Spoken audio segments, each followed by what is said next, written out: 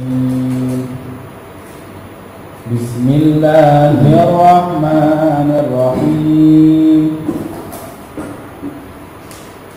Wa idh qala rabbuka lil malaikati inni ja'ilun fil ardi khalifah qalu ataj'alu fiha man yufsidu fiha wa yasfiku ad-dima' wa nahnu nusabbihu bihamdika wa nuqaddisu lak qala inni a'lamu ma la ta'lamun wa 'allama adama al-asma'a kullaha thumma 'aradahum 'alal malaikati faqala anbi'uni bi asma'i ha'ula'i in kuntum sadiqin. Qalu subhanaka la ilma lana illa ma 'allamtana innaka antal alimul hakim. Qala ya Adam anbi'hum bi asma'ihim falamma anba'ahum bi asma'ihim qala alam aqul lakum inni a'lamu ghaibas samawati wal ardi wa a'lamu ma tubduna wa ma kuntum taktumun. Wa idh qulna lil malaikati isjudu li Adama fasajadu illa iblis aba wastakbara wa kana minal kafirin. Wa qulna ya Adam uskun anta wa zawjuka al-jannata wa kula minha ragadan haythu syi'tuma wa la taqraba hadhihi ash-shajarata fatakuna min adh-dhalimin. فأزلهما الشيطان عنها فأخرجهما مما كانا فيه وقلنا اهبطوا بعضكم لبعض عدو ولكم في الأرض مستقر ومتاع إلى حين فتلقى آدم من ربه كلمات فتاب عليه إنه هو التواب الرحيم. صدق الله العظيم.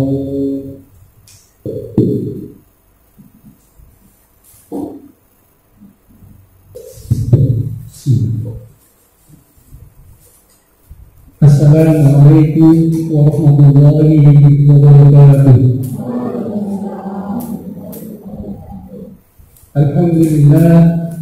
Alhamdulillahilladzi hadana lihada wa ma kunna linahtadiya lawla an hadana Allah.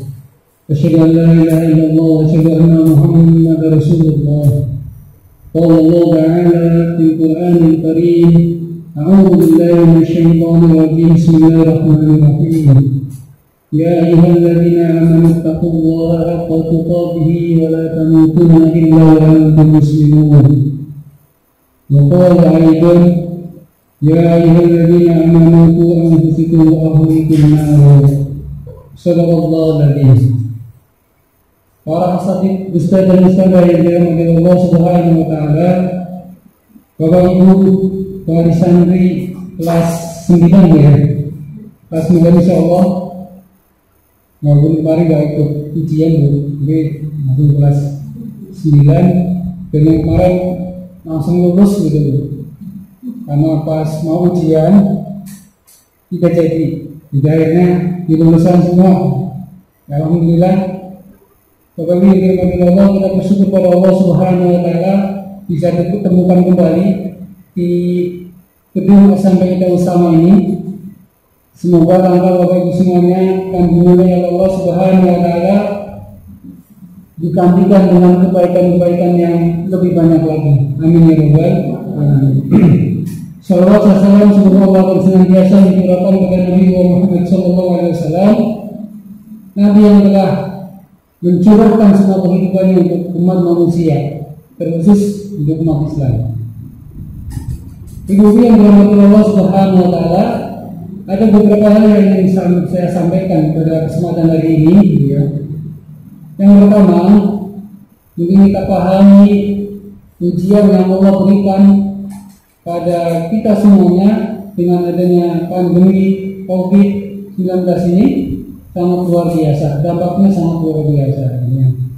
Dan kemudian ada putusan 4 menteri yang memutuskan kaitannya dengan pembelajaran siswa itu sendiri, baik dari PAUD, SD, SMP, SMK sampai perguruan tinggi.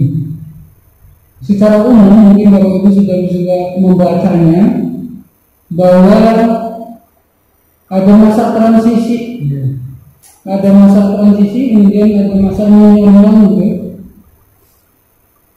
dan ada harus diperhatikan zonanya, apakah ia zona hijau, merah, oranye, atau hitam, gitu ya.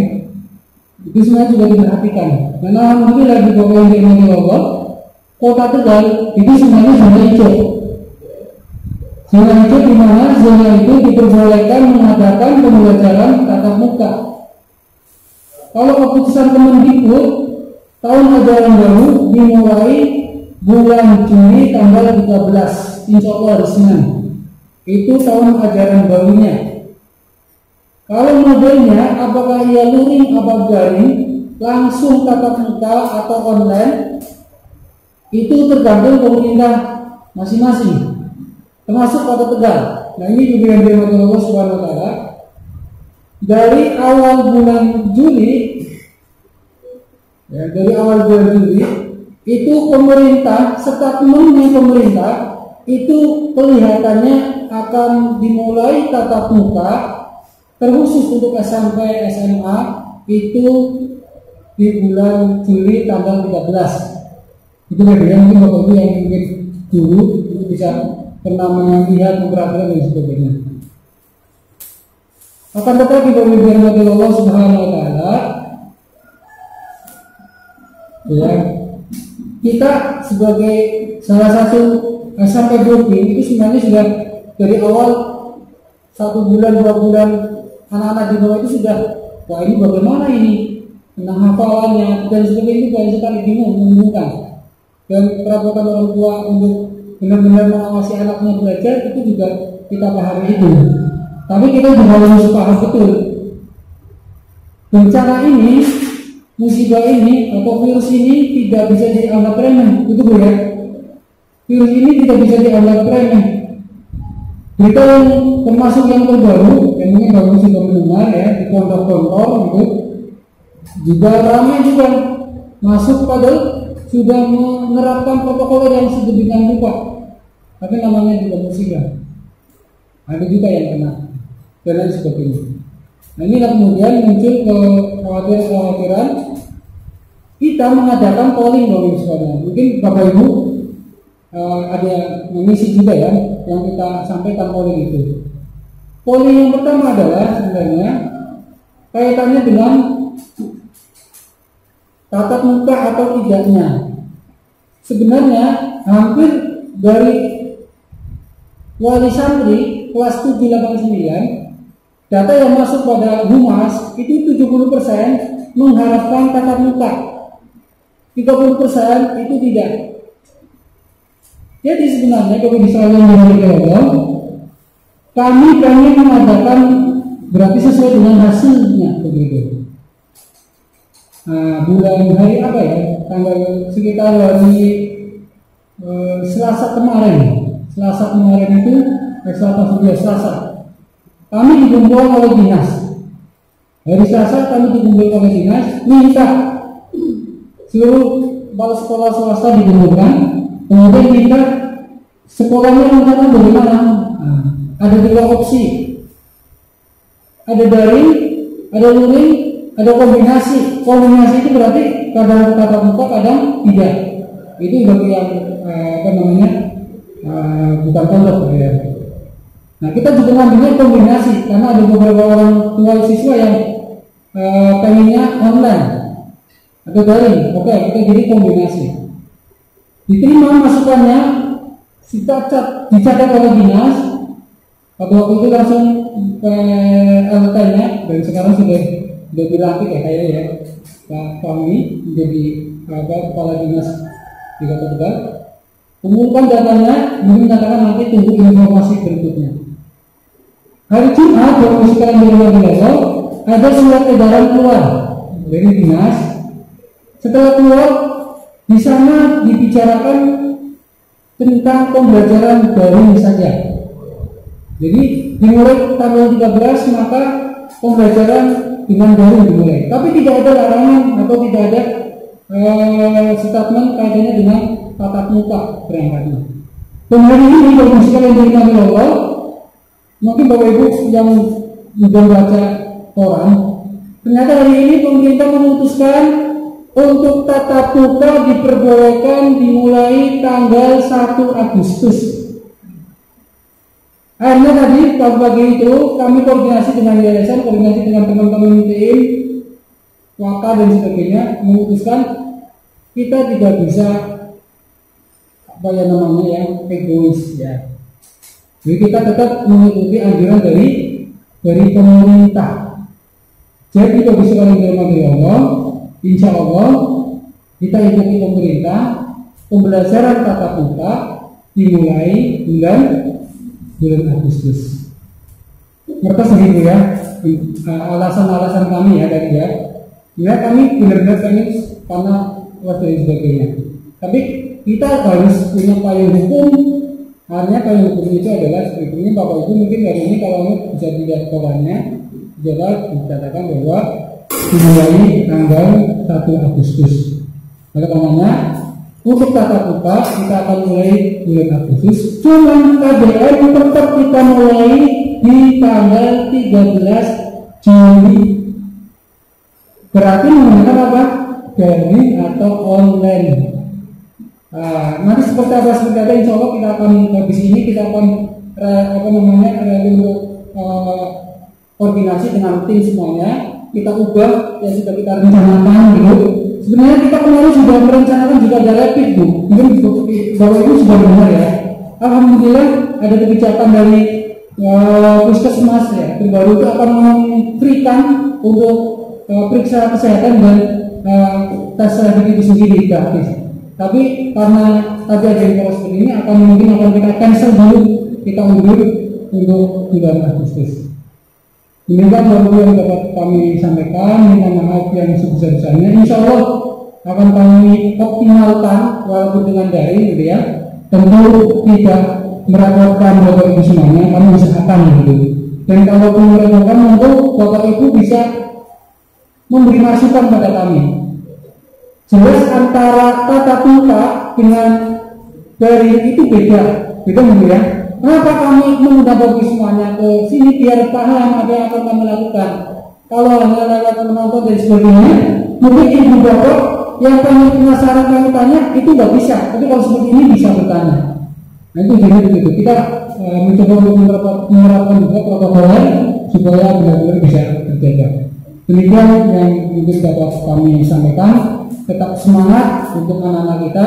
Semoga Allah Subhanahu wa taala akan cepat mengangkat virus ini sehingga kita semuanya bisa tentram, nyaman, anak-anak kita bisa belajar dengan tentram dan nyaman. Demikian wassalamualaikum warahmatullahi wabarakatuh. Assalamualaikum warahmatullahi wabarakatuh. Kurang semangat ya. Assalamualaikum warahmatullahi wabarakatuh. Alhamdulillahirobbilalamin. Terima kasih kepada Bapak Ibu yang sudah berkenan sosialisasi program sekolah SMP ITE Usama tahun pelajaran 2020-2021. Terima kasih banyak atas kedatangannya yang sudah hadir tepat waktu. Semoga teman-teman yang lain atau bapak ibu yang lain bisa dimudahkan untuk hadir di sini untuk membahas beberapa program dari sekolah yang akan kami sampaikan. Sebelumnya perkenalan dulu ya Bu. Saya Retno Yuniarti. Insya Allah untuk tahun ajaran 2020-2021 saya diamanahi sebagai wali kelas 9 dari putra putri dari bapak ibu semua. Mohon kerjasamanya. Di sini saya mencoba untuk menyampaikan beberapa program kurikulum yang ada di SMP ITE Usama. Itu apa saja? Ini pada visi terlebih dahulu. Visi SMP ITE Usama yaitu menjadi lembaga pendidikan Islam yang unggul sebagai kontributor terdepan dalam mencetak generasi Islami yang cerdas, kreatif, mandiri, dan berakhlak mulia. Jadi harapan lulusan SMP ITE Usama mempunyai visi yang seperti itu. Kemudian misi yang bisa kami terapkan di sini adalah menanamkan nilai-nilai Islam, akhlak karimah, dan memotivasi siswa dalam bermulazamah atau erat berinteraksi dengan menghafalkan Al-Quran. Itu yang pertama. Untuk yang kedua adalah transformasi ilmu pengetahuan dan bahasa. Yang ketiga adalah membekali siswa dengan kemandirian, kepemimpinan, dan kewirausahaan. Yang keempat, mengokohkan kerjasama dengan pihak-pihak yang berpesan dan yang berperan dalam proses kemajuan pendidikan. Dan yang kelima adalah mendorong dan memfasilitasi guru untuk mengembangkan diri menjadi pendidik yang profesional. Untuk kurikulum SMP ITE Usama sendiri, kita mempunyai dua kurikulum. Yang pertama adalah kurikulum dinas dan kurikulum pesantrenan atau tahfizul Quran. Kurikulum SMP ITE yang kami terapkan untuk tahun ajaran ini adalah sudah berpacu pada kurikulum K 2013 dan kurikulum diniyah yang disusun secara mandiri oleh SMP ITE Usama, berkaitan dengan pada JSIT atau jaringan sekolah Islam terpadu. Jadi mengacu pada JSIT seperti itu.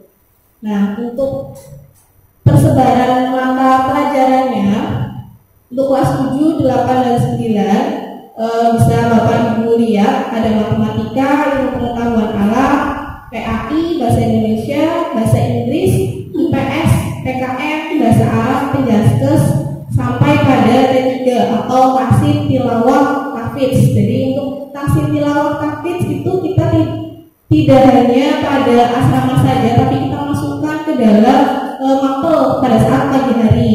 Nah, untuk kurikulum di pesantren sendiri, berarti setelah anak-anak pulang sekolah, ada fikih, hadis, sirah, tahsin, tahfidz, dan keakhokan.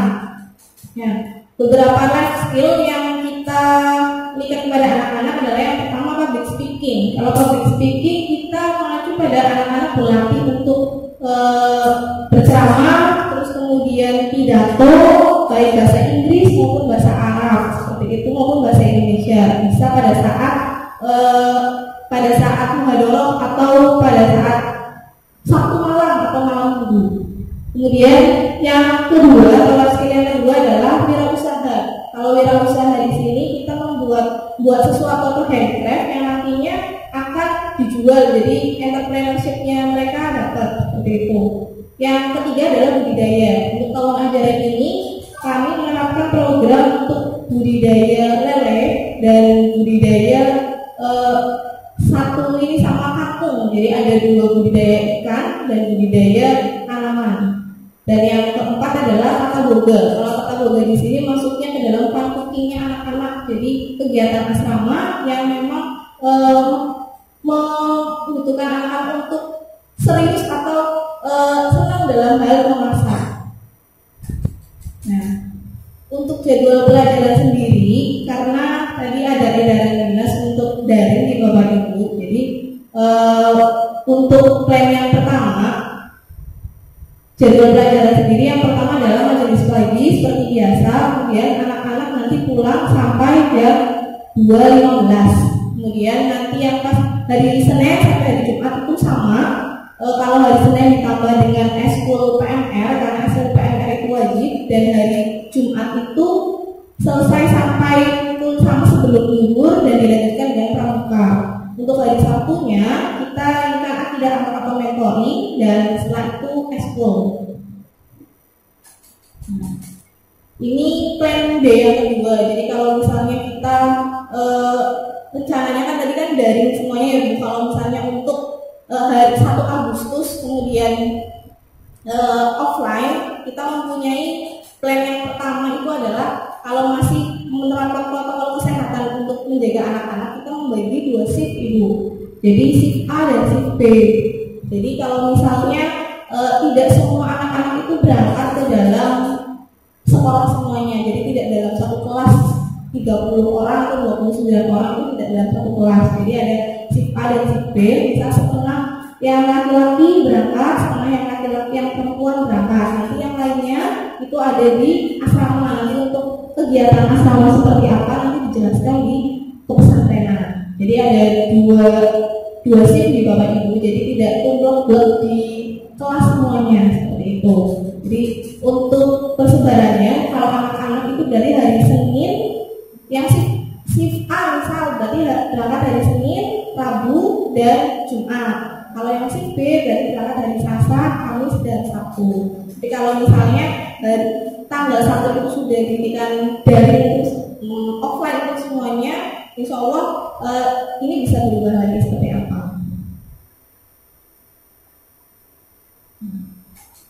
Jadi ada majelis pagi ya Bu. Kalau majelis pagi itu kegiatannya adalah biasanya wali kelas itu menanyakan kabarnya anak-anak, kondisinya anak-anak itu seperti apa pada saat hari Minggu, hari Sabtu itu mereka mengerjakan apa saja, evaluasi ibadahnya seperti apa, murojaah hafalannya seperti apa, bukannya sudah atau belum. Nah biasanya di majelis pagi wali kelas itu menanyakan anak-anak berkaitan dengan seperti itu. Nah untuk persebaran dari harinya, yang pertama adalah hari Senin, biasanya kita gunakan untuk upacara. Kalau upacara itu tidak memungkinkan, kita ini untuk motivasi anak-anak. Jadi harapannya biar pada saat mereka masuk pertama kali hari Senin, mereka mendapatkan energi. Oh iya, kita hari Senin nih, berarti harus ada yang namanya semangat baru seperti itu. Dari Selasa biasanya kita menanyakan tentang ibadah, menanyakan tentang kondisi siswa, menanyakan tentang kegiatan asrama seperti apa, jadi seperti itu. Hari Rabu itu biasanya kita berkisah itu bisa cerita motivasi atau bisa dari kisah-kisah Nabi. Dan hari Jumat biasanya kita bersama-sama Asmaul Husna atau senam. Jadi bergantian, Asmaul Husna itu berada di musola dan senam biasanya ada di depan.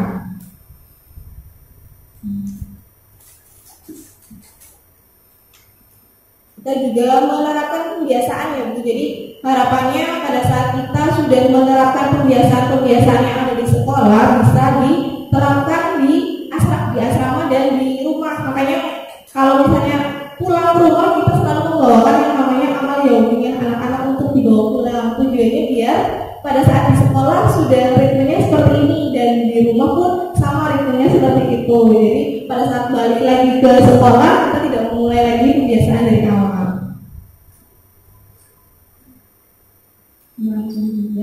Nah, ini beberapa aspek dari kepribadian anak-anak yang kita ukur. Mungkin Bapak Ibu bisa melihatnya di raport ya Bu, raport anak-anak pada saat semesteran itu ada raport kepribadian. Nah, apa saja yang dinilai? Ada akidah, beribadah dengan benar, kepribadian yang matang, dan lain sebagainya. Itu ada beberapa aspek yang kita lihat. Ini juga sebagai kelulusan dari anak-anak. Untuk evaluasi yang kita nilai itu apa saja? Yang pertama adalah pengetahuan, sikap, spiritual, dan keterampilan. Untuk pengetahuan sendiri ada tes tertulis, lisan, penugasan, ada capaian hafalan, terus kemudian pemahaman ilmu Al-Quran dan menghayati ilmu. Jadi pengetahuan di sini ada pengetahuan keagamaan maupun pengetahuan materi dari akademik. Kalau sikap sendiri kita melihat tidak hanya melihat pada saat kalau sikap itu kalau di kurikulum 13 itu kan yang menilai mapel PKN dan PAI. Kita juga melihat dari semua mapel yang lainnya, mengobservasi dari beberapa mapel yang lainnya, penilaian diri dan adab Islami atau karakter yang mereka buat. Kemudian untuk spiritual, kegiatan observasi ibadahnya seperti apa, penilaian akidahnya mereka, kemudian aplikasinya seperti apa. Oh, mereka sudah dikasih pengetahuan tentang makan tidak boleh berdiri. Nah, adabnya seperti apa, terus kemudian melakukan atau tidak. Biasanya kadang anak-anak suka lupa gitu, suka lupa kalau tidak dibiasakan. Nah, untuk keterampilan sendiri ada praktek, proyek, kemahiran. Biasanya ini mencakup pada di asrama juga ada tadi tentang life skill. Kalau di sekolah kita masukkan ke dalam mapel. Nah, untuk kriteria penugasan minimal untuk kelas 7, kelas 8 dan kelas 9 kita memakai KKM tunggal. Jadi semuanya sama, kelas 7, kelas 8 dan kelas 9 kita memakai KKM sekolah yaitu 77. Kalau ini adalah beberapa kegiatan pendukung KBM. Jadi tidak hanya mereka belajar di kelas saja, ada learning. Kalau learning, diskusi dan presentasi itu sudah memang masuk ke dalam pembelajaran masing-masing mapel itu ada. Kemudian ada outing kelas, biasanya 1 minggu sekali atau 2 minggu sekali ada mapel yang memang bisa ke pasar, kemudian mereka menawar belanjaan dengan menggunakan bahasa Jawa, dengan menggunakan tata ramanya mereka seperti itu. Jadi ada pembelajaran-pembelajaran yang mereka melihat langsung kehidupan sehari-harinya seperti apa. Itu outing kelas biasanya dilaksanakan tergantung mapel masing-masing dan apa yang kira-kira mau di upgrade atau mau dicapai dari masing-masing mapel. Kemudian ada variasi pembelajaran. Kalau variasi pembelajaran di sini kita adakan 2 kali dalam 1 tahun atau 1 kali 1 semester. Semester 1 biasanya kita sendiri-sendiri. Jadi kelas 7 itu biasanya pabrik tahu, pengolahan tahu seperti apa. Kelas 8 itu biasanya keradar berkaitan dengan tulis menulis. Kalau kelas 9 biasanya kalau kemarin itu ke SPM, jadi berkaitan dengan budidaya, pengolahan ikan dan rumput laut dan bakau seperti apa. Dan untuk yang variasi pembelajaran yang semester 2 itu biasanya kita adakan bergabung atau berjamaah ya, antara kelas 7, kelas 8, kelas 9 itu digabung jadi satu. Dulu kita pernah ke WKJ atau wisata kesehatan jamu itu bareng-bareng semuanya. Jadi tidak dipisah-pisah kayak semester pertama. Nah, untuk syarat kenaikan kelas, kalau di sini berarti syarat kelulusan ibu untuk kelas 9. Kriteria kelulusan SMPITU sama. Yang pertama adalah menyelesaikan seluruh program pembelajaran dari kelas 7, kelas 8, dan kelas 9. Yang kedua, nilai-nilai akhlak dan kepribadian minimal baik, maksudnya akhlak minimal baik. Yang ketiga adalah lulus ujian sekolah baik tertulis maupun praktek. Yang keempat, lulus ujian kepesantrenan. Jadi tidak hanya ujian dari akademik saja, ada fikih, hadis, dan lain sebagainya itu juga diujikan nanti di akhir. Kemudian mengikuti ujian nasional, mengikuti ujian nasional UNBK maupun USPN. Entah nanti kebijakan tahun 2021 itu seperti apa, kita coba ikuti alurnya.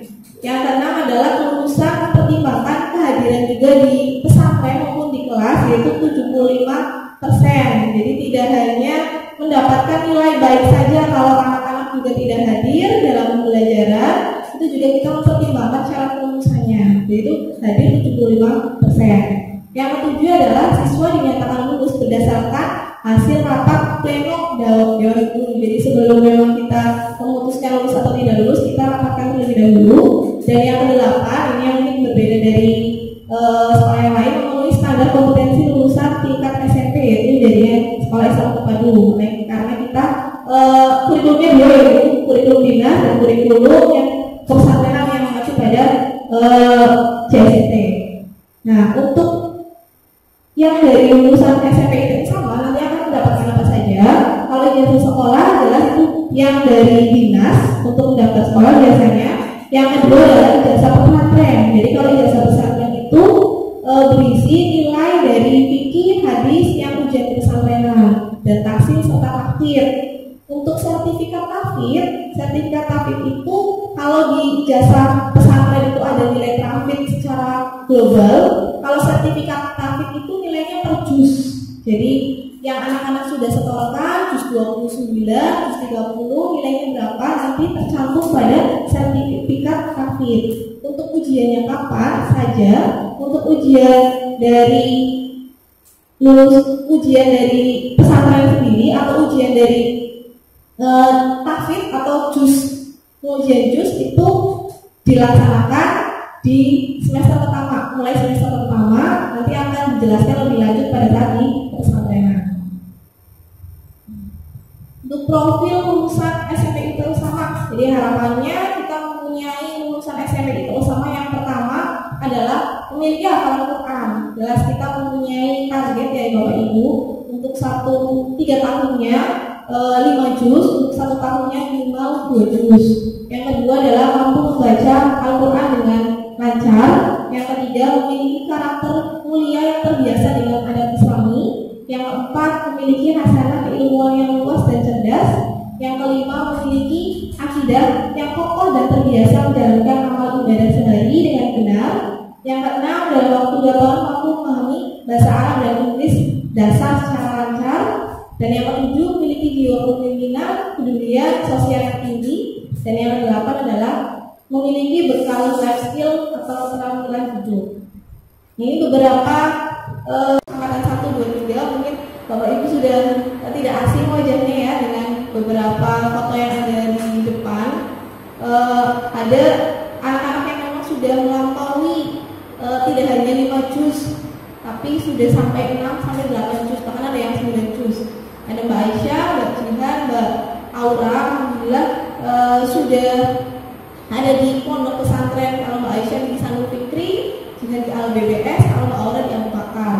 Ada juga yang berprestasi dalam hal akademik ya. Kalau hal akademik kemarin ada di angkatan 2 juga diterima di Man IC Insan Cendekia, ada di Serpong yaitu Basalia, dan Man Insan Cendekia Pekalongan itu di Pekalongan Mas Raffi. Ada juga yang sudah diterima di Polres Gontor. Jadi harapannya dimanapun tempatnya akan nanti melanjutkan bisa tetap meneruskan hafalannya, bisa tetap meneruskan apa yang sudah ditanamkan kami di SMP Usama. Ada juga yang sudah 5 sampai 6 juz Al-Quran ya. Di sini Mbak Alia dan Mbak Musrina berarti kelas 9 sekarang. Terus kemudian ada yang dari kelas 7, ada Mbak Rizka dan Mbak Zulfa, dan beberapa ikhwan yang lainnya yang sudah melampaui. Jadi sebenarnya untuk 2 juz Al-Quran itu minimal. Kalau anak-anak bisa melampaui itu atau bisa menyetorkan itu,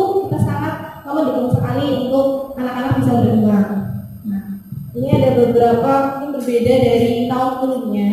Ada yang namanya kelas tahfidz Bapak Ibu. Jadi tujuannya adalah pengayaan atau akselerasi hafalan santri. Kalau tahun kemarin itu kita belum mengadakan, kalau tahun ini kita sudah mulai mengadakan kelas tahfidz. Jadi yang membedakan itu apa? Targetnya kelas 8 dan kelas 9 memiliki kemampuan yang lebih. Maksudnya kalau targetnya 1 tahun anak-anak 2 juz, kalau yang masuk kelas tahfidz ini 1 tahunnya 4 juz, jadi 2 kali lipatnya. 1 kelas terdiri dari maksimal 12 santri. Jadi yang 12 santri ikhwan, 12 santri akhwat. Target hafalannya 1 lembar atau per pekan dan 4 juz per tahun. Yang keempat adalah kegiatannya berupa motivasi hafalan Quran, tasmi, paket, dan ujian. Waktu pelaksanaannya kita agendakan setiap hari Sabtu dan Akad di luar jam KBM sekolah. Jadi untuk kelas tahfidz ini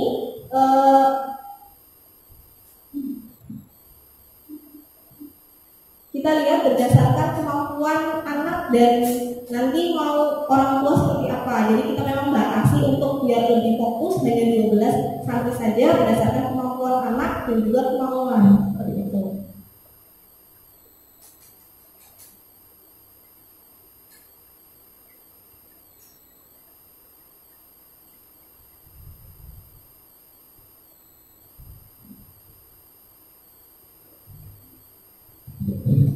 Sebelumnya mohon maaf, ternyata tidak tersave di sini untuk program UN karena di kelas 9, sehingga saya juga masih belum tahu untuk ke depan itu kelas 9 mau ada ujian nasional atau tidak. Cuman kalau lebih baiknya kita mempunyai planning untuk seperti apa kira-kira anak-anak itu akan ada ujian nasional atau tidak ya.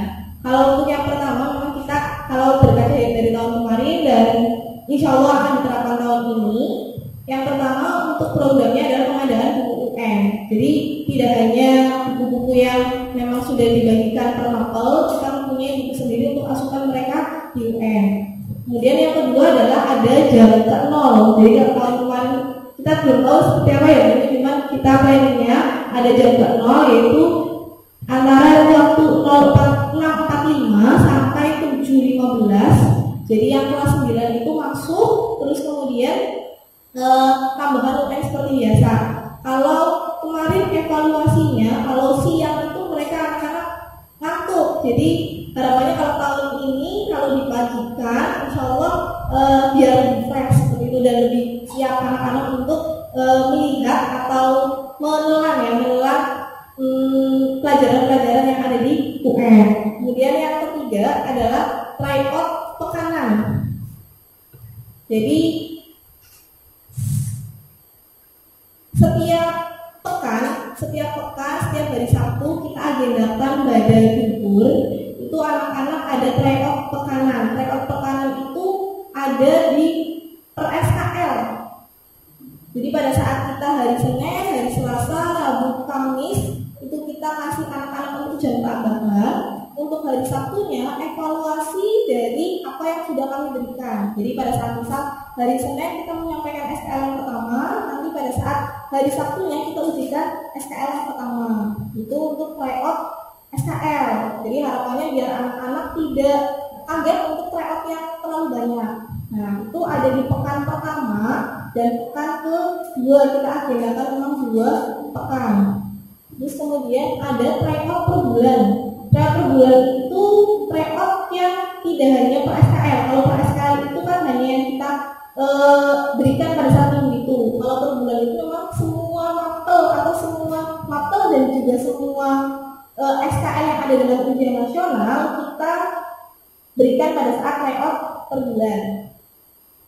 Kemudian ada kalau tryout JSIT sendiri kita mengacu pada tanggal dari JSIT, biasanya itu hari bulan Februari. Itu juga soal-soalnya kalau saya lihat dari tahun pertama, tahun kedua dan tahun ketiga itu memang mengacu pada soal-soal dari dinas. Kemudian ada training motivasi atau AMT, Achievement Motivation Training. Biasanya kita adakan 2 kali di semester pertama dan semester kedua. Tujuannya biar mereka termotivasi, oh ini kita belajar bukan hanya belajar saja. Kemudian ada yang namanya, kalau kemarin itu ada bimbel Nurul Fikri, ini opsional sifatnya Bu. Jadi anak-anak yang memang berkenan dan ibu bapak yang pengen anak-anaknya itu lebih nilainya daripada yang lain, bisa kami kerjasamakan dengan Nurul Fikri. Kalau tahun pertama itu dulu kita bekerja sama dengan sekolah-sekolah yang lain. Jadi sekolah-sekolah yang lain yang swasta itu kami mengirimkan beberapa anak saja, anak-anak yang memang bisa direjekkan nilainya, kemudian dikirimkan, kemudian mereka tetap mendapatkan tambahan dari kita, karena tambahannya mendapatkan tambahan dari Nurul Fikri. Untuk tahun angkatan kedua dan angkatan ketiga juga sama. Jadi beberapa anak saja yang memang kita berikan untuk yang mau dari kesepakatan dari orang tua untuk bekerja sama dengan Nurul Fikri. Tapi mereka juga tidak lepas dari kami, tetap kami pantau dan tetap kami beri tambahan. Terus kemudian ada referensi UN. Kalau referensi UN di sini kita agendakan di pekan ketiga. Jadi sebelum anak-anak tryout per bulan yang mungkin terlalu banyak, kita agendakan untuk referensi UN sebentar, jalan-jalan, nonton film ataupun rujakan atau yang mereka senang seperti apa biar mereka tidak stres gitu. Terus ada sarapan soal. Jadi sarapan soalnya anak-anak itu diberikan beberapa soal. Jadi pada saat masuk ke dalam kelas sebelum tambahan jam ke 0, mereka diberikan satu soal untuk dikerjakan pada saat satu hari itu. Nanti dikumpulkan besoknya lagi. Nah, tujuannya untuk apa? Biar mereka melatih untuk soal SKL dan soal PF per bulan. Kemudian ada di sini tidak ada doa bersama yang insya Allah akan diadakan satu kali saja. Untuk yang lain-lainnya, simulasi dan latihan yang lainnya kita menyesuaikan dari dinas tempat seperti itu. Mungkin itu saja program yang dari kurikulum yang bisa saya sampaikan. Untuk pertanyaan-pertanyaan kalau nanti disediakan di akhir. Itu saja dari saya. Assalamualaikum warahmatullahi wabarakatuh. Assalamualaikum warahmatullahi wabarakatuh. Ya baik, saya ucapkan terima kasih kepada Bapak Ibu semua yang sudah hadir di sini. Termasuk kami juga mengucapkan terima kasih atas kepercayaan Bapak Ibu terhadap kami. Kemudian kami juga akan menyampaikan beberapa terkait dengan kesiswaan. Dalam hal ini saya mungkin baru di kesiswaan. Saya masuk di SMP itu sama itu bulan Februari. Berarti saya itu sebenarnya mendampingi anak-anak secara tatap muka itu baru 2 bulan. Selebihnya itu adalah karena adanya pandemi sehingga mohon maaf belum bisa mendampingi secara intensif terhadap anak-anak begitu. Kalau dari pandangan kami sendiri khususnya terkait dengan kesiswaan, kami melihat untuk angkatan yang sekarang alhamdulillah anaknya cukup baik-baik Bapak Ibu, cukup baik-baik, potensinya juga sangat bagus sekali, anaknya juga cukup baik. Kalaupun ada masalah 1-2 bagi saya itu hal yang wajar, tapi secara garis besar alhamdulillah tidak ada masalah dan saya melihat banyak potensi yang bisa dikembangkan dari anak-anak begitu. Yang kedua yang perlu kami sampaikan di sini adalah terkait kemudian ketertiban dan kedisiplinan. Mungkin anak-anak sudah mendapatkan buku pantas yang dulu pas kelas 1 sudah didapatkan panduan akhlak dan tata tertib siswa, tapi kemudian mungkin barangkali anak seringkali lupa. Jadi mohon bantuannya ketika di rumah anak-anak diingatkan kembali untuk membaca buku pantas terkait dengan ketertiban dan kedisiplinan. Semuanya ada di dalam buku pantas dan harapannya adalah itu benar-benar bisa dilaksanakan dengan baik seperti itu. Yang ketiga yang perlu kami sampaikan di sini adalah terkait ekstrakurikuler. Kalau melihat di tahun sebelumnya di semester 1 kita masih menetapkan pramuka sebagai ekskul yang wajib dilaksanakan oleh siswa kelas 9. Nanti ketika sudah semester 2 pramuka tidak lagi dijalankan begitu. Untuk ekskul yang lainnya seperti PNR, karate, memanah yang termasuk ekskul wajib sementara kita off-kan terlebih dahulu karena masih dalam kondisi pandemi. Selanjutnya ada ekskul pilihan Bapak Ibu. Untuk ekskul pilihan kita masih dalam pembahasan begitu karena beberapa ekskul yang dirasa tidak cocok di masa pandemi sehingga kita pun kemudian merombak ekskul pilihan dan untuk siswa kelas 9 tetap dijalankan di semester awal sementara untuk semester 2 tidak dijalankan kembali dan kemudian agar siswa kelas 9 bisa fokus dengan ujian nasional seperti itu. Untuk ekskul pilihan ada 5 ekskul pilihan yang kemudian kami berusaha untuk kembangkan. Yang pertama adalah videografi, kemudian karikatur, kemudian writing class, kemudian elektro, dan selanjutnya adalah English Club. Untuk videografi kita berharap bahwa di masa pandemi ini anak-anak bisa berkontribusi lebih khususnya dalam memberikan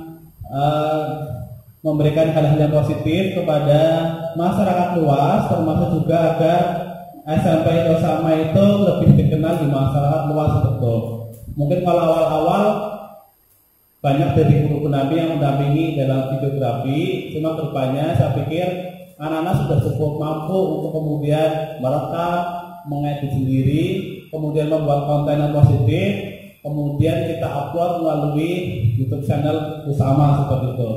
Nah, kita harapannya pengen dari anak Usama sendiri yang bisa berkreasi di bidang videografi.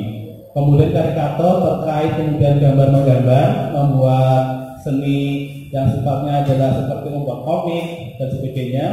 Kemudian ada writing class ini kalau kemarin ada kir, kalau writing class ini nggak cuma kir aja Bapak Ibu, tapi di situ ada membuat cerpen, membuat tulisan-tulisan yang lain, dan kita memang di tahun ini berusaha untuk membuat majalah. Kalau dari yayasan mungkin kita sudah dapat yang namanya bulletin, dan untuk SMP sama sendiri kita berharap kita buat majalah sendiri. Kenapa? Karena kalau kita melihat bulletin dari yayasan, mungkin kontennya itu terlalu campur aduk. Di situ TOP-nya ada, TK-nya ada, SD-nya ada, SMP-nya ada, sehingga kita kurang fokus. Kalau kita menerbitkan sendiri majalah, harapannya adalah biar fokus terhadap ya anak-anak remaja seperti itu.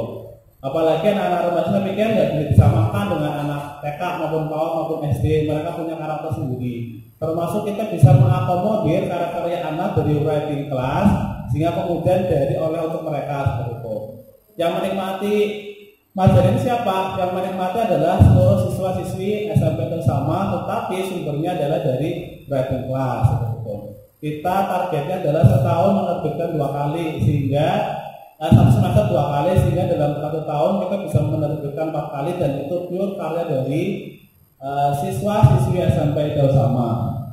Kemudian ada elektro ini untuk menampung bakat-bakat di bidang elektronik, katakanlah biasanya laki-laki banyak yang berminat di bidang tersebut. Kemudian ada English Club ini untuk mendukung kegiatan pembelajaran yang sifatnya adalah bilingual. Itu untuk ekskul pilihan. Kemudian selanjutnya adalah terkait OSIS. Mohon maaf sebesar-besarnya, kemarin mungkin dari saya sendiri yang kemarin sudah membuat grup OSIS sudah cukup ramai, anak-anak sudah cukup sangat antusias dengan adanya program OSIS, termasuk kita mau mengadakan masak tanggal 13 Juli. Cuma barusan ada informasi ternyata pembelajaran tatap muka diundur sampai tanggal 1 Agustus, sehingga untuk pembelajaran untuk kegiatan masak saya masih mikir lagi gimana enaknya seperti itu. Mungkin ini pertimbangan saya sendiri, tapi saya perlu sampaikan kepada nanti di pihak sekolah ada prakmasak sifatnya online, nanti ada pembelajaran online, baru kemudian nanti masak yang sebenarnya. Mungkin seperti itu, ini baru ide saya gitu. Karena saya pikir untuk masak di tanggal 30 Juli sangat tidak mungkin, tanggal 14-15 tidak mungkin, karena anak-anakku juga diundur pembelajarannya di tanggal 1 Agustus, sehingga mohon maaf sebesar-besarnya 2 minggu kemarin saya sudah gembor-gembor, sudah menyemangatkan anak untuk kegiatan massal, terus untuk anak OSIS. Jadi kemudian kami mundur seperti itu. Itu terkait dengan OSIS. Kemudian untuk terkait seragam, saya ingatkan kembali bahwa begini Bapak Ibu, kadang ketika kelas 7 seragamnya rapi ya, bagus-bagus ya, gitu. Kemudian kelas 8 kok sudah mulai ada gimana-gimana gitu. Nah, kalau sudah kelas 9, saya kadang melihat tidak sedikit anak-anaknya mulai melonggarkan aturan tersebut. Terkadang ya seragamnya nggak sama, yang seharusnya itu hari Senin pakainya apa, kadang pakainya baju apa begitu. Ataupun pakainya sudah benar Bapak Ibu, tapi bajunya tidak dimasukkan khusus laki-laki. Jadi harapannya adalah karena siswa-siswi kelas 9 ini menjadi contoh dan teladan untuk adik-adiknya, moga Bapak Ibu bisa menasihati dari hati ke hati kepada anak agar sampai kelas 9 tetap aturan itu tetap dijalankan, baik di seragamnya apa, terus kemudian kerapiannya. Terkadang juga laki-laki lupa pakai peci Bapak Ibu, pecinya kadang lupa dipakai. Dan yang kadang yang bikin lucunya adalah asramanya dekat di sini, tetapi alasannya saya nggak bawa pecinya ketinggalan, padahal tinggal ngambil kan di atas, sebenarnya sangat dekat sekali. Nah itu harapannya adalah dari kami di sini senantiasa mengingatkan kembali, tapi harapannya adalah Bapak Ibu yang di rumah juga ikut menasihati seperti itu. Itu untuk seragam. Saya ingatkan kembali untuk hari Senin itu adalah seragam OSIS. kemudian Selasa baju putih hijau, Rabunya adalah batik merah, Kamisnya baju OSIS, kemudian Jumatnya adalah pramuka. Kemudian dilanjutkan terkait dengan akhlak. Yang perlu saya sampaikan di sini adalah cukup bagus anak-anak alhamdulillah saya melihat akhlaknya kepada yang lebih tua itu sangat bagus. Sampai kemudian saya berusaha mengingatkan bahwa siswa kelas 9 ini harapannya adalah tidak lagi ada senioritas junioritas begitu, khususnya kepada adik-adiknya. Saya berharap bahwa nanti ke depan anak-anak siswa kelas 9 itu kepada adik-adiknya menyayangi, mengayomi, tidak kemudian sampai pada taraf oh saya senior loh, kamu junior, dia kamu harus patuh sama saya, seperti itu. Harapannya adalah kalau misalkan tahun kemarin hal itu masih terjadi, tapi harapannya untuk tahun ini Bapak Ibu bisa menasihati dari rumah agar kemudian bisa memperlakukan ataupun menerapkan kaidah-kaidah baik untuk adik-adiknya seperti itu.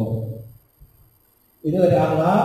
Terus kemudian terkait selama 2 bulan saya di sini, saya kadang tidak sedikit menemukan beberapa anak tidak cuma kelas 9, tapi dari semua anak banyak yang kemudian khususnya makan Bapak Ibu. Ketika makan kadang saya melihat masih ada yang berdiri, kemudian makan minum sambil menggunakan tangan kiri, begitu. Jadi barangkali ini mumpung masih ada waktu 1 bulan di rumah, bisa saling mengingatkan kebiasaan di rumah yang baik-baik bisa disalurkan di sekolah, sehingga kemudian ketika sampai di sini siswa-siswa kelas 9 bisa menerapkan sesuatu yang baik sehingga dapat dicontoh oleh adik-adiknya. Itu terkait kemudian dengan akhlak seperti itu. Selanjutnya adalah mungkin saya mengingatkan kembali terkait dengan OSIS yang kemarin saya sudah sampaikan di grup itu sudah cukup banyak. Mungkin yang tetap dijalankan adalah anak OSIS harapan tetap menghafalkan senam santri, karena senam santri itu nanti akan ditampilkan ataupun akan dilaksanakan saat mastak ke depan. Dari saya sendiri mungkin mohon maaf sebesar-besarnya, anak sudah cukup semangat terkait kegiatan masak, tapi memang kondisinya seperti ini. Informasi bahwa akan dimulai satu Agustus itu baru pagi ini. Jadi dari kami tadi juga diskusi sedikit. Jadi mohon maaf sebesar-besarnya. Itu dari kesiswaan sudah banyak saya sampaikan, tapi harapannya semoga bisa mungkin dipahami dan dilaksanakan oleh kita semua. Begitu dari kami, dari kesiswaan. Assalamualaikum warahmatullahi wabarakatuh. Terima kasih atas waktunya. Baik, kami di sini dari tim Humas akan menyampaikan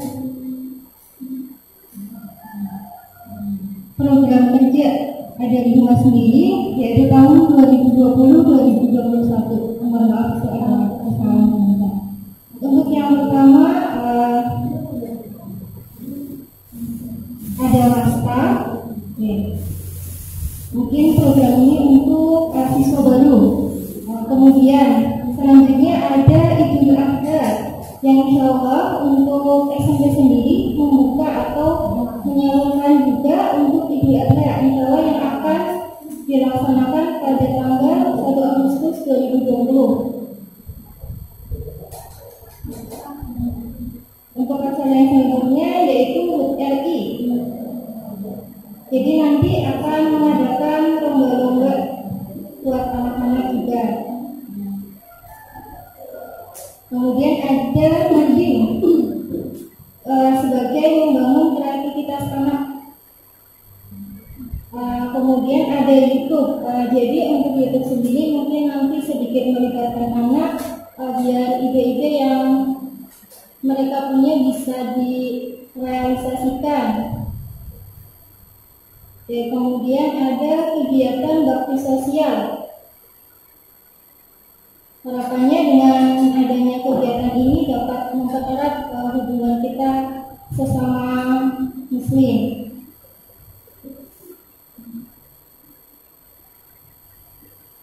Kemudian ada Maulid Nabi. Yang insya Allah akan dilaksanakan tanggal atau bulan November.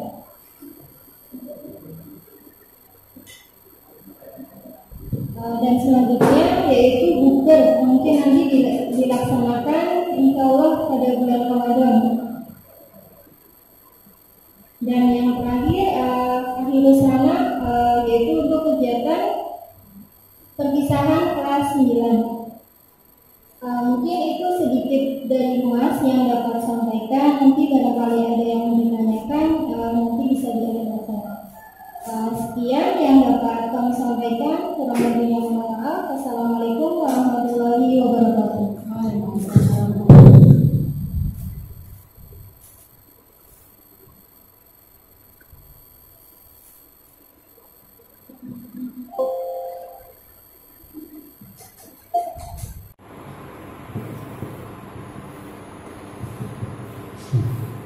Assalamualaikum warahmatullahi wabarakatuh.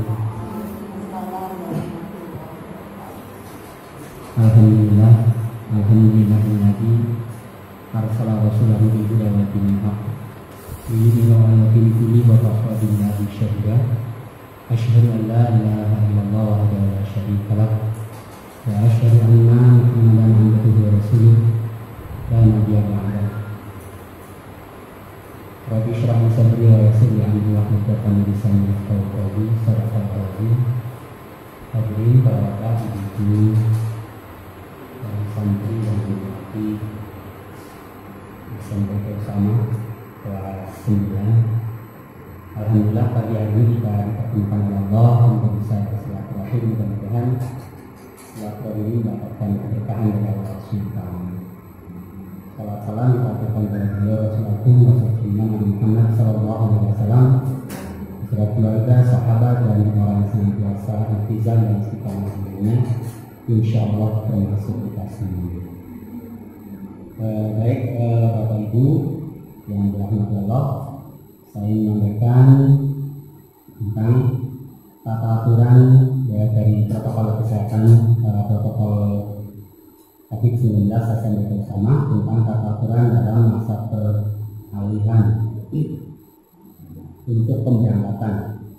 Ini kan tadi sudah disampaikan oleh Pak Nur ya, oleh Pak Sekolah Ustaz Nur, bahwa pagi ini memang ada pemberitahuan dari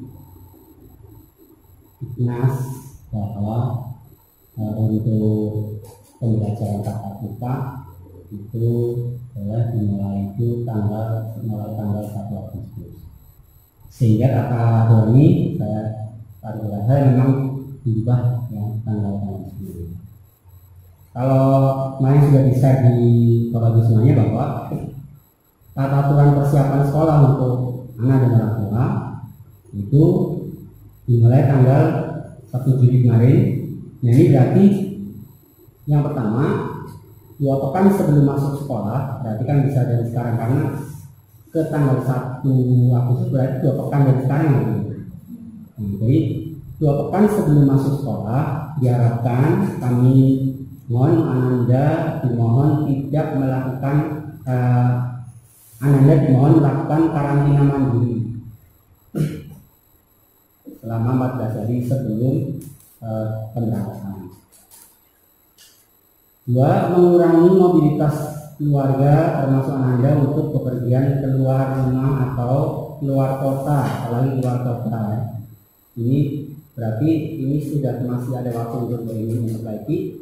Dari hari ini berarti besok sampai tanggal 1 nanti diharapkan Anda itu dan tidak dibawa keluar kota. Dan memastikan Anda dalam keadaan sehat dengan membawa surat keterangan sehat dari dinas kesehatan resmi dan menyertakan hasil rapid test. Nah, untuk rapid testnya itu difasilitasi nanti oleh dinas kesehatan bersama dengan lembaga di SMP sehingga biayanya itu free untuk orang tua. Jadi untuk rapid test itu difasilitasi oleh Dinkes dan lembaga untuk biaya free. Kapan itu nanti dilakukan? Ya ketika pemberangkatan. Nanti mungkin jadwalnya kapan untuk berangkatnya tanggal berapa? 8, 9 itu mungkin nanti akan ada pemberitahuan lagi. Karena dari pemberitahuan yang kemarin dimansuh berarti ya, berarti sudah enggak berlaku. Yang nanti berangkat tanggal 13 bagi OSIS dan tanggal 19 untuk kelas 89, berarti itu sudah dimansuh dengan keputusan yang baru ini oleh Dinas Pendidikan, Dinas. Yang keempat, membawa perlengkapan sekolah yang sudah diberi identitas. Minta tolong nanti semua yang dibawa dari rumah itu ditulis di identitas ini. Apalagi kalau kemarin masa normal sih mungkin nggak terlalu ini ya. Walaupun masa normal itu tetap dikasih nama identitas, tapi banyak yang enggak ya, tapi nggak terlalu ini, walaupun kadang sulit untuk menemukannya. Tapi di masa ini, masa pandemi, apa itu betul dikasih nama, karena nanti isinya kan di aturan berikutnya tidak boleh saling pinjam.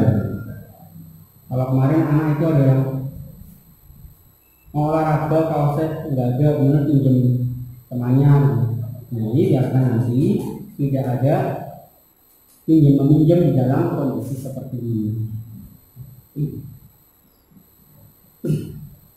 Nah, jadi ini diantaranya itu adalah baju dan seragam, alat tulis, alat makan dan minum, peralatan sholat dan Al-Quran, peralatan mandi dan kebersihan, dan diwajibkan membawa hand sanitizer dan masker kain minimal 7, serta bawa face shield 1 untuk pembelajaran, untuk KPM. Barangkali anak itu atau selama KPM pakai masker itu kan nggak betah gitu ya, maka diminta untuk menggunakan face shield, itu juga dikasih. Kemudian membawa vitamin C, magnesia dan atau nutrisi ketahanan yang lain untuk ketahanan tubuh selama 1 bulan. 5. Menggunakan masker sebelum berangkat dan selama perjalanan menuju asrama. Memerhatikan pengaturan mengenai protokol penggunaan dan sarana transportasi, dan diusahakan menggunakan kendaraan sendiri ketika berangkat ke asrama. Diharapkan nanti menggunakan kendaraan sendiri. 7.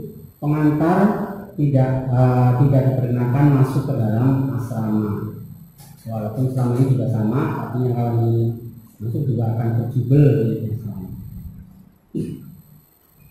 8. Wali santri keluarga tidak diperkenankan menjenguk selama pandemi belum berakhir. Jika terpaksa dijenguk akan menerapkan protokol COVID-19. Artinya kalau nanti ada jadwalnya dulu. Tetap boleh dijenguk tapi ada jadwalnya dulu. Tapi tidak seperti ketika waktu normal itu dijenguk itu berapa pekan sekali? 2 pekan sekali ya. Nah ini mungkin nanti ya ada jadwalnya. Kemudian tuh jadwal jenguk itu sebulan sekali. Terus kepulangan mungkin per semester 3 bulan. Kemudian itu di apa tentang pendidikan. Jadi nanti ada jadwal. B. Tata aturan di asrama. Ketika di asrama, 1. Tidak bersalaman dengan pengasuh atau muslim-muslimah, guru dan teman selama masa pandemi belum dinyatakan berakhir. 2. Menjaga jarak saat berinteraksi, baik sholat, belajar dan tidur. 3. Selalu menggunakan masker, sering cuci tangan pakai sabun dan selalu membawa hand sanitizer. 4. Mengkonsumsi vitamin C, madu dan atau makanan minuman bergizi setiap hari untuk menjaga imunitas tubuh. 5. Sebelum berangkat sekolah, santri melakukan pengecekan kesehatan dengan dipandu oleh pengasuh, dicek suhu dan sebagainya.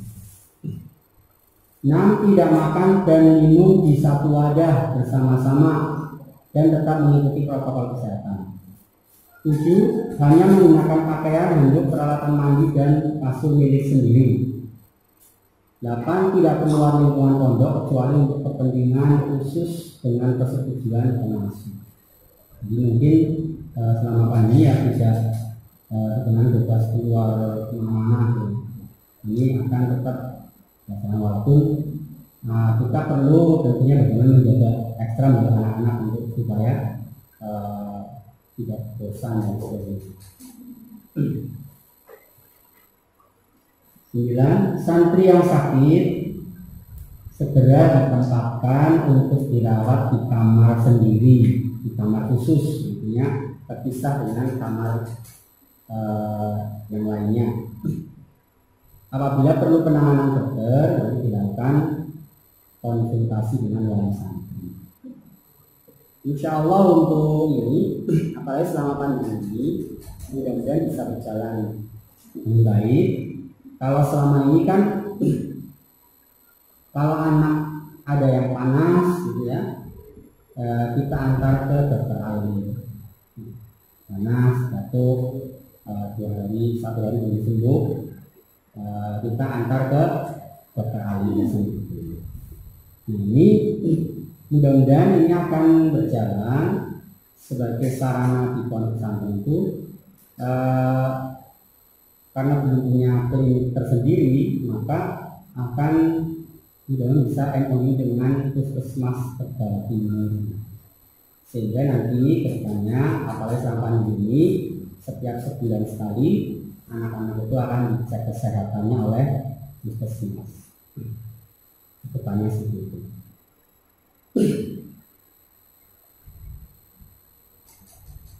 Kemudian tata aturan di sekolah. 1. Siswa yang sedang sakit secara umum, batuk, pilek, panas, seperti itu tidak diperkenankan untuk berangkat sekolah. Ini lihat di B poin 9 tadi. 2. Kehadiran siswa atau santri maksimal 15 menit sebelum pembelajaran. Siswa masuk sekolah diwajibkan menggunakan masker dan membawa hand sanitizer. 4. Siswa diwajibkan membawa perlengkapan sendiri, alat tulis dan air minum. Atau air minum tidak diperkenankan saling meminjam. Semua perlengkapan milik siswa dimohon untuk diberi identitas tadi masing-masing. 5. Protokol kesehatan siswa selama KBM berlangsung, yaitu memakai masker selama di sekolah, ketika pembelajaran menggunakan face shield. B. Tetap menjaga jarak dengan semua warga sekolah. C. Tidak bersentuhan dengan semua warga sekolah secara langsung. B. Melaporkan pada guru jika merasa sakit. 6. Tidak diperbolehkan membeli makanan dan minuman di luar kantin sekolah atau asrama. 7. Setelah KBM selesai, siswa wajib segera kembali. Jadi sementara tidak ada jadwal beli jajan di luar asrama selama pandemi. Kalau biasanya begitu, kalau normal ada ya, Sabtu Ahad itu silahkan kalau mau beli jajan di luar asrama. Oke, protokol saat pemberangkatan santri baru ya. Ini kalau sesuai jadwal kemarin itu santri baru dan pengurus OSIS itu berangkat ke asrama pada tanggal 13. Tapi ini tetap seperti ini ya, yang saya bacakan ini nanti, cuma nanti tanggalnya saja yang berbeda, yaitu di bulan Agustus ini.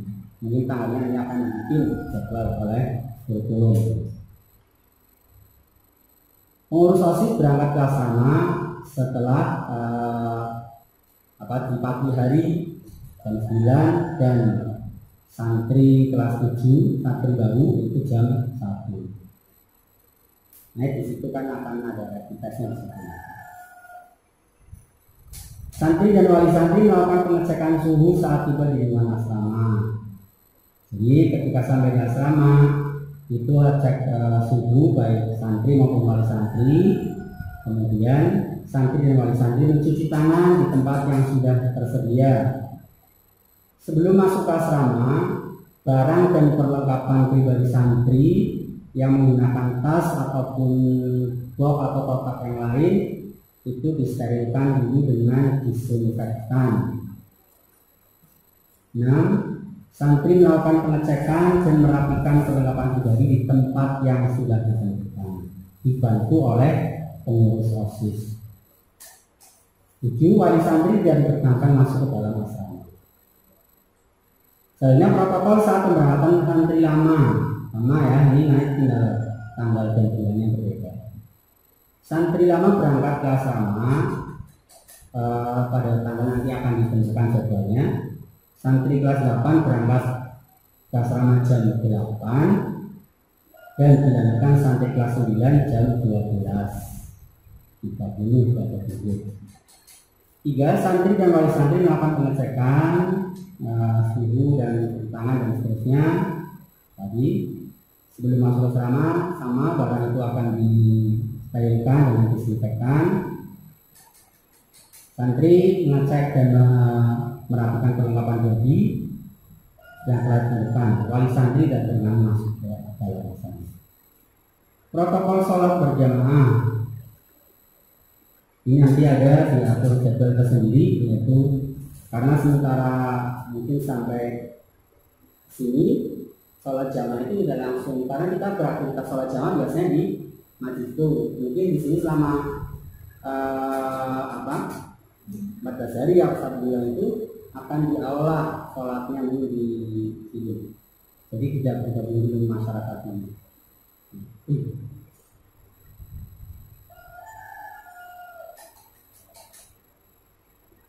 Protokol saat jam istirahat ini harapannya nanti kita yang kita inginkan akan berkoordinasi dengan koperasi bahwa 1. Snack itu akan ditempatkan di dalam etalase dan petugas koperasi yang mengambilkan snack yang telah dipilih oleh santri. Jadi kalau waktu normal itu kan santri ambil sendiri dengan bayar dibolak-balik kan pilih pegangi, jadi dipegang semuanya. Ini namanya snack itu tempatkan dalam etalase dan petugas koperasi yang mengambilkan snack yang dipesan oleh santri, tentunya dengan alat itu. Kalau yang menggunakan alat dengan alat, kalau yang ini dia pakai saringan. 2. Saat membeli snack, santri diwajibkan cuci tangan dan saat masuk dan keluar koperasi dengan antri, tertib dan menjaga jarak. Jam istirahat nanti akan disesuaikan dengan jadwal yang ada. Jadi jadwalnya tidak bareng. Jadi jam istirahat misalnya jam 10 semuanya itu tidak, nanti akan dijadwal sesuai dengan jadwal. Supaya apa? Supaya nanti di koperasi di kami tidak numpuk. Jadi kumpul semuanya di sana. Nanti akan dijadwal jam istirahatnya. Dan ini saat jam istirahat, pengurus PNR nanti akan diperbantukan untuk mendisiplinkan santri agar sesuai dengan protokol kesehatan. Itu beberapa hal dari tim protokol kesehatan di masa pandemi COVID-19 ini. Mudah-mudahan bisa kita lakukan dan senantiasa mendapatkan perlindungan dari Allah Subhanahu wa Ta'ala. Itu saja mungkin dari saya. Bila taufiq wal hidayah. Wassalamualaikum warahmatullahi wabarakatuh. Bismillahirrahmanirrahim. Assalamualaikum warahmatullahi wabarakatuh. Alhamdulillahirrahmanirrahim. Alhamdulillah nasta'inu wa nastaghfiruh. Wa na'udzu billahi min shururi anfusina wa min sayyiati a'malina. May yahdihillahu fala mudilla lahu wa may yudlil fala hadiya lahu. Asyhadu an la ilaha illallah wa asyhadu anna Muhammadar Rasulullah. Rabbi shrah li sadri wa yassir li amri wahlul 'uqdatam min lisani yafqahu qawli. Alhamdulillah pada kesempatan kali ini saya diberi amanah untuk mewakilkan teman-teman tim asrama untuk menyampaikan terkait dengan pesantrenan. Mungkin tadi sudah diawali dengan kurikulum, kesiswaan, humas, dan protokoler. Dan kali ini saya akan menyampaikan tentang pesantrenan. SMP Usama Bogor tahun pelajaran 2020-2021. Sebelumnya saya ucapkan barakallah kepada Bapak dan Ibu yang sudah hadir, karena Ananda sudah resmi menjadi kelas 9, sudah naik kelas menjadi kelas 9, dan insya Allah ini adalah tahun terakhir Ananda di asrama maupun di sekolah. Jadi mohon bantuannya, mungkin nanti akan ada banyak agenda di asrama kaitannya dengan kelas 9, khususnya terkait dengan taktiknya, karena hasil dari menghafal Al-Quran selama 3 tahun berjalan 3 tahun di asrama, insya Allah akan diujikan di kelas 9 itu. Langsung saja, untuk kegiatan santri SMP Usama masih sama dengan yang lalu. Malam jam 3:30 pagi, jam 3:30 dibangunkan untuk yang mulai, kemudian setelah itu agendanya agenda mandiri sampai waktu salat subuh. Setelah salat subuh kemudian dilanjut dengan al-maksurah. Setelah al-maksurah dilanjut dengan hafalan Al-Quran, ziyadah Al-Quran dan tafsir. Kemudian setelah itu dilanjut dengan persiapan berangkat sekolah. Kemudian berangkat sekolah di sini jamnya masih sampai jam 2:30. Terkait nanti ketika sudah masuk ke fakultas seperti biasa, kita mengikuti KBM di sekolah. Ketika KBM di sekolah ternyata hanya sampai duhur, berarti ada duhur, agenda di asrama istirahat. Anak-anak juga butuh banyak istirahat juga. Kemudian dilanjut dengan asar, jam 3 sholat asar. Setelah sholat asar al-maksurah dan kegiatan mandi, mencuci dan lain sebagainya. Kemudian jam 5 sampai jam 5:30 makan, jam 5:30 sampai jam 6:30 sholat maghrib dan dilanjut al-maksurah. Selanjutnya setelah itu dilanjut dengan murojaah atau mengulang hafalan yang tadi pagi. Kemudian setelah itu dilanjut dengan sholat isya dan evaluasi. Evaluasi di sini evaluasi mutaba'ah ilmiah atau ibadah ilmiah yang Ananda lakukan selama di asrama dari bangun tidur sampai mau tidur itu. Kemudian dilanjut dengan materi pesantrenan. Sebenarnya materi pesantrenan di sini bisa disampaikan sore hari. Sudah dijadwalkan di kegiatan mandiri itu. Biasanya di tengah-tengahnya ada materi pesantrenan. Ini dijadwalkan di malam hari ketika yang di sore hari belum disampaikan di malam hari. Kemudian dilanjut dengan timbel atau belajar mandiri. Dan jam 9 sebelum Ananda istirahat, ada istiqdat atau menyiapkan hafalan untuk keesokan harinya yang akan disertakan kepada penampu. Setelah itu baru jam 9:30 waktunya untuk istirahat. Batas akhir malam biasanya jam 10. Semua lampu dimatikan agar anak-anak istirahat. Kegiatan rutin tahfidz ada ziyadah atau menambah hafalan setiap Senin sampai Jumat.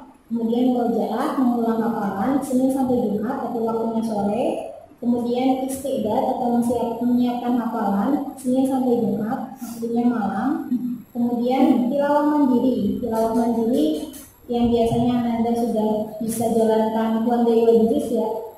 Itu kalau di asrama waktunya setiap waktu, jadi tidak bisa mematok jamnya. Kadang-kadang kalau Anda sudah menyelesaikan hafalannya, langsung melanjutkan dengan tilawah.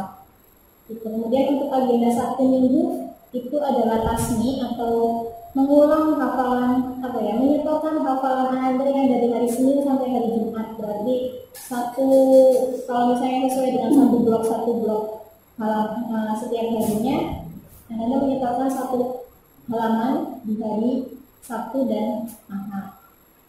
Kemudian target minimal yang harus tercapai untuk kelas 9 sendiri untuk semester dasar ini di 1 tuntas. Kemudian untuk semester genap waktunya untuk murojaah dan ujian akhir tahfidz.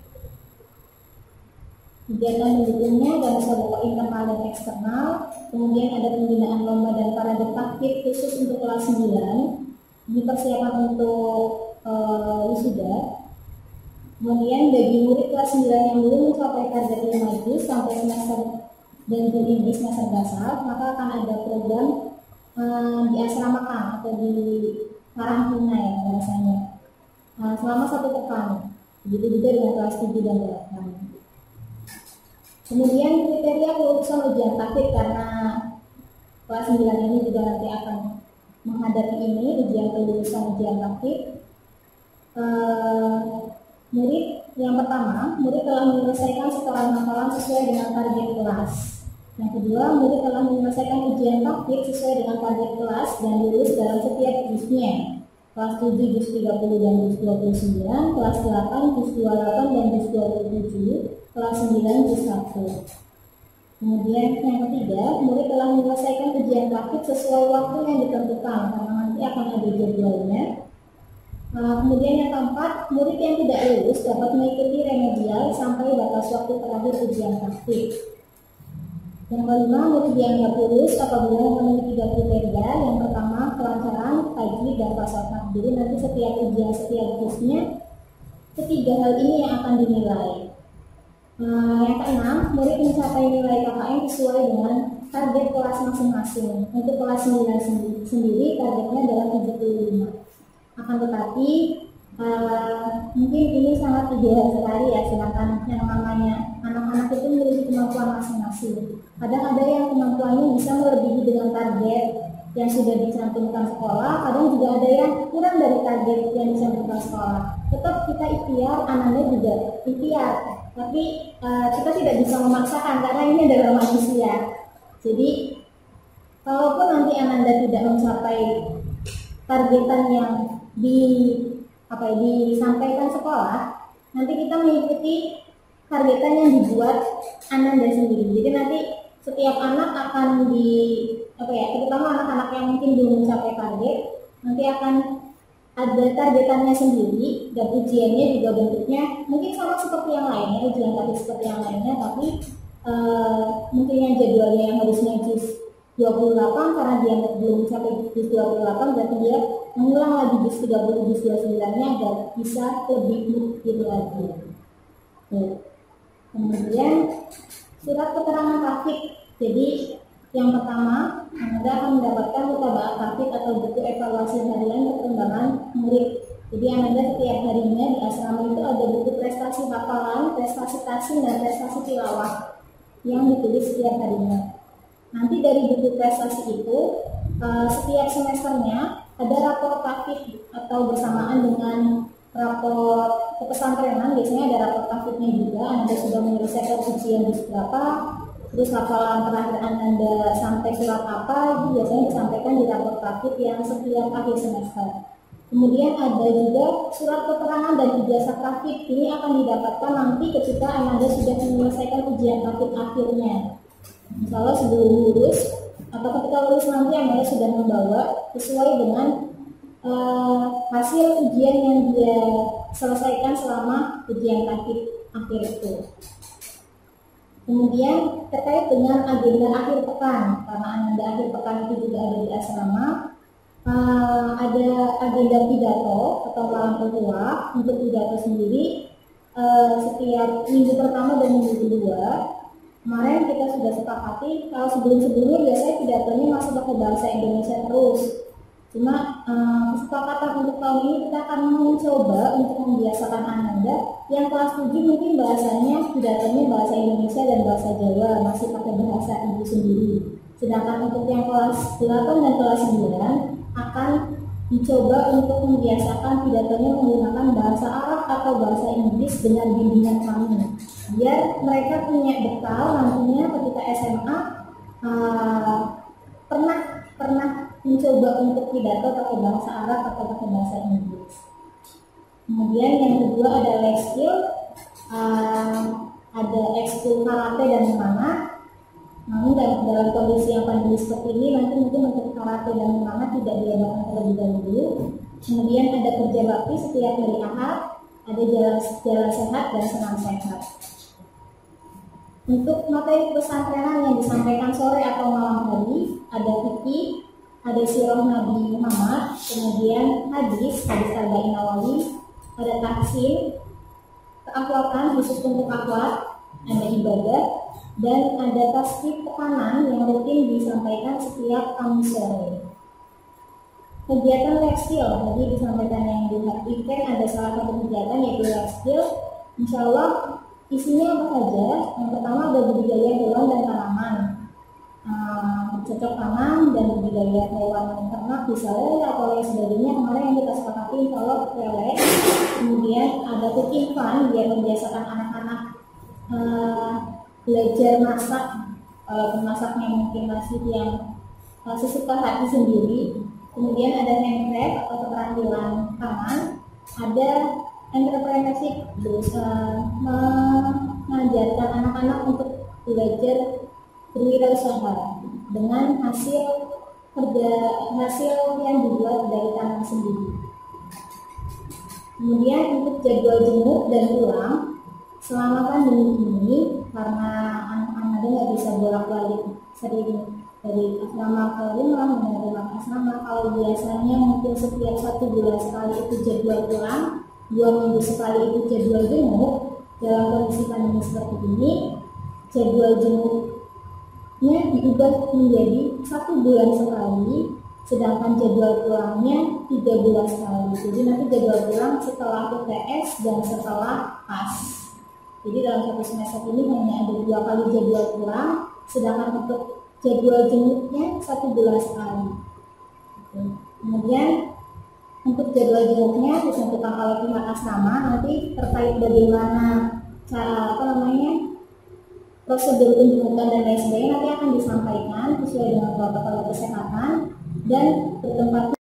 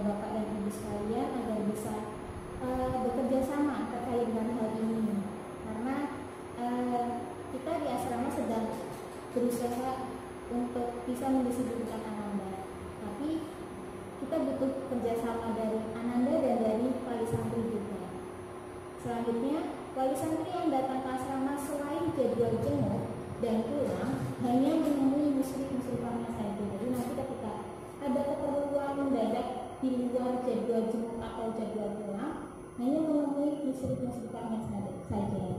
Kaitannya dengan nanti akan ditemukan dengan anaknya atau tidak, yang penting sama musyrif-musyrifahnya dulu.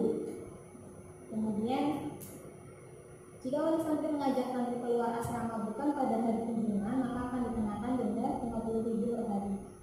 Ini juga diharapkan agar bisa disiplin terkait hal ini. Kalau misalnya jadwalnya tidak kunjungan, berarti berusaha untuk tidak mengajak santri keluar, kecuali ada kebutuhan yang mendesak dan sangat mendesak. Selanjutnya, wali santri akan menjenguk atau menjemput santri diharapkan untuk tidak merokok di area pesantren, berpakaian rapi serta menutup aurat, dan mengikuti protokol kesehatan yang ada. Terkait dengan perizinan khusus, karena ini adalah kelas 9, nanti mungkin akan ada survei-survei ke sekolah yang akan dituju Anda ketika SMA. Perizinan khusus atas izin wali asrama dan wali kelas.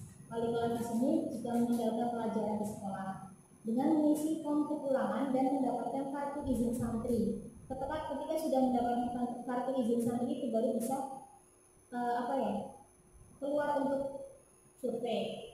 Selanjutnya untuk santri kelas 9, perizinan survei sekolah harus menyerahkan bukti survei dari sekolah yang disurvei dengan ditandatangani kepala sekolah yang disurvei. Jadi nanti ketika misal mungkin mau survei ke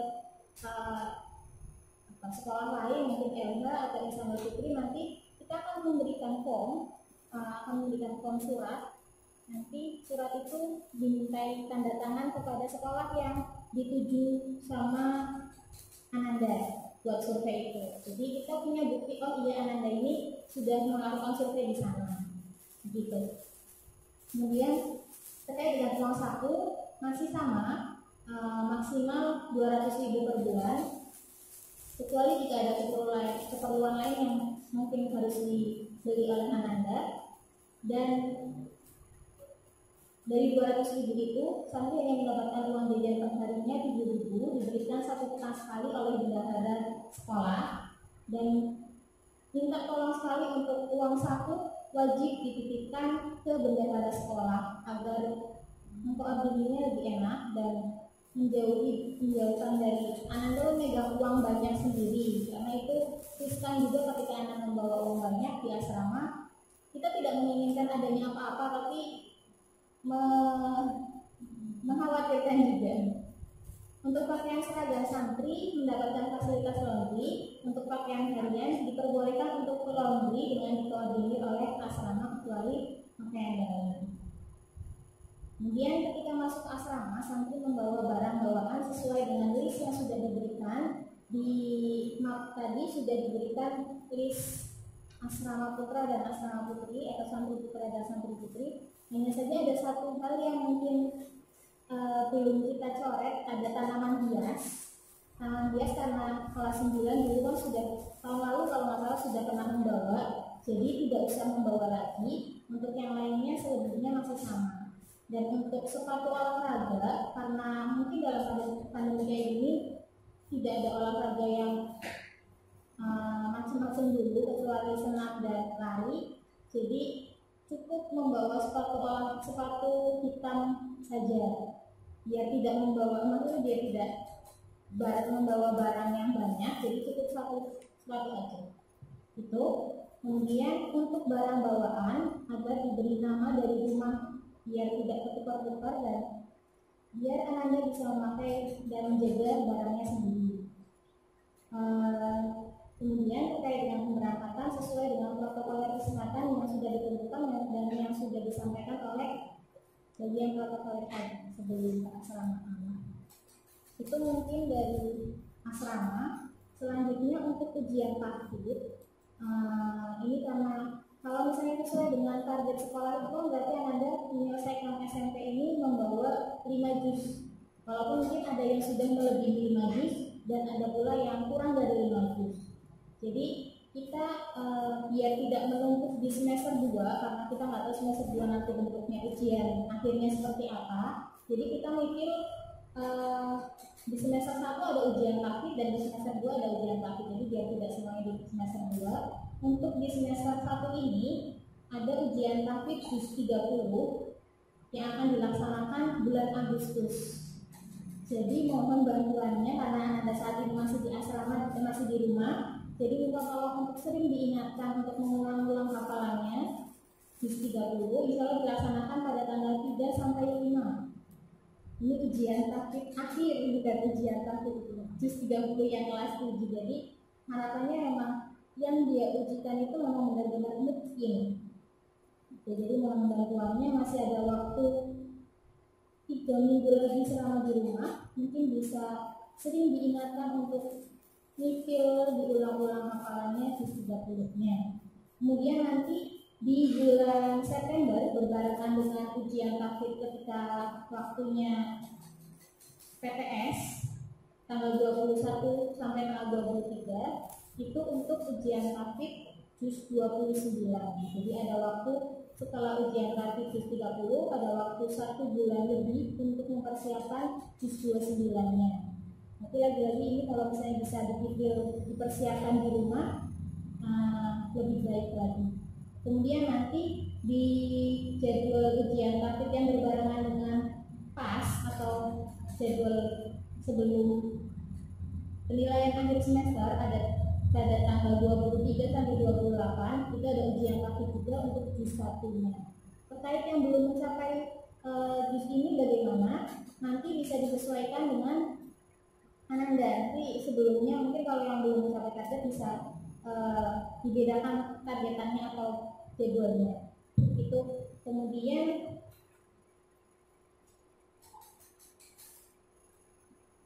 untuk yang Juz 28 dan Juz 27-nya insya Allah akan diujikan pada semester 2. Itu mungkin untuk pesantren sendiri. Untuk checklist barang bawaan itu yang perlu dibawa, terutama barang bawaan terkait dengan protokol kesehatan itu wajib sekali untuk diperhatikan dan diingat-ingat agar jangan lupa dibawa. Diberi nama, kemudian ketika nanti kesini kembali ke asrama, kita sudah jadwalnya untuk kembali ke asrama, checklist ini wajib diberikan kepada muslim-muslimahnya agar dicek. Kalau misalnya ada barang bawaan yang tidak boleh dibawa akan kami sita, makanya nggak usah dibawa. Atau kalau misalnya ada barang bawaan yang mungkin kurang, maka dimohon untuk bisa dilengkapi. Mungkin itu dari keasramaan. Terima kasih. Wassalamualaikum warahmatullahi wabarakatuh.